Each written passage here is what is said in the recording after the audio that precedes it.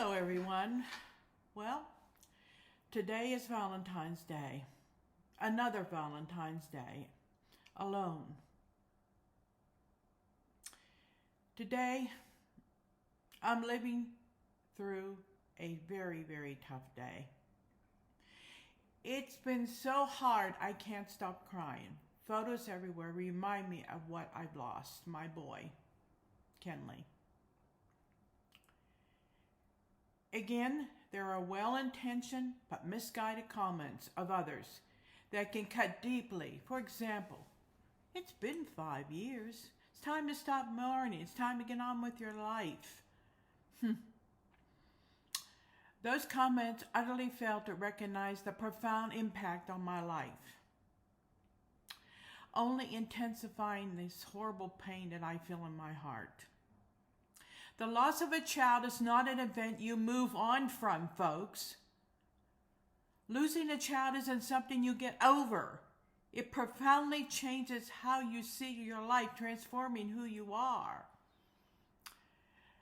As a mother, this journey has no set endpoint, and finding moments of tranquility is a significant achievement for us. It's not about watching a story unfold on a screen, but about learning how to bear the burden of your grief with dignity. As a mother, each loss in life carries its unique brand of heartache. I've mourned the passing of my husband, my mother, my father, and with each I felt a different shade of sorrow. Yet, the void left by a loss of my child, a compassionate doctor who had just begun a new chapter with an engagement, is unparalleled. The circumstances of my loss, at the hands of a reckless individual who should have never been driving, add a layer of frustration to my grief. This individual continued to remain free for 2 years after taking my child's life from me, a reality that is unbearable to accept. My sadness, frustration, and profound sense of injustice go far beyond a simple anger. I found out that the man who should have been in prison was walking free, a fact that has shaken me to the core to this day. This individual had a track record of violence that was repeatedly overlooked by the justice system. If he had received the punishment he deserved for his earlier crimes, my child might have been spared. This man's history includes an assault with a baseball bat, which only resulted in probation and community service. Even mandatory anger management classes did nothing to change his behavior. His violent tendencies escalated to domestic violence. Yet again, he was only given probation and more classes. Meanwhile, he was still out there, drinking and driving without any real consequences. And then a mere 8 weeks after his probation ended, he drove at a deadly speed, 136 miles per hour, and ended my child's life. It's unimaginable that this man was out on the street, but yet, that's what's happening all over. The aftermath brought another bitter reality to light. The defense attorneys who will do anything to get their clients off. Even when they know they're guilty, it seems our laws make it too easy for them. And who's paying for these defense attorneys? We are, the taxpayers, funding the defense of a person who robbed me of my baby and probably of your babies. As a mother, holding close to the comforting notion that my precious Kenley is spending Valentine's Day in the loving embrace of his dad, who treasured him more than words could express, brings a tender warmth to my aching heart. It's a light that pierces the all-encompassing darkness of my grief. Allow me to picture them together, basking in the heavenly place, far removed from all these earthly problems. This confronting vision gives me some tranquility. In this isolated, lonely time with memories of my son and husband's untimely death that every holiday season always brings, I hold onto this comfort with bittersweet embrace, nurturing this connection to them both that death cannot take away from me. I know my son's here. And even though my husband was so quiet, he barely said a word, he's here with him. But Kenley's probably doing the talking for him.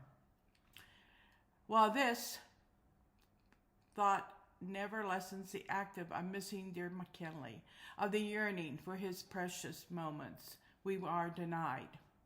It does weave a thread of hope through the tapestry of my loss. It's quite a reassurance to my maternal heart that the essence of our love is timeless. And within that love, Kenley finds his peace, untouched by suffering. In other words, the loss of a child to a drunk driver leaves a gaping hole in your heart and becomes a constant companion. While the shock and raw trauma may fade over the years and the emptiness and hurt persist. Some days I feel somewhat lighter, but the pain never truly ends. It lurks beneath the surface, ready to come to the surface without warning. Suddenly, tears are falling, and a whirlwind of confusion and hatred overwhelms you. The emotion is so powerful and consuming and uncontrollable that I feel so much hate some days. The other day I was driving down the road, and in front of me was a black Dodge Charger, the same car that killed my child. I wanted to run that car off the road, just slam right into the back of it and run it off the road. But then I heard my son say, "Mom, don't. I love you." Mothers, when you feel that way, think about your child. They are saying, "Mom, don't do it. I love you." In this space, we understand each other without words, without explanations. We stand together as a testament to the enduring love of a mother. In that solidarity, we find our strength and voice to honor our children and seek the justice they deserve. Let's unite to guide others through their darkest moments by sharing our stories. By doing so, we can empower those navigating this horrible legal system to pursue justice for their loved ones. Together, we can make a difference.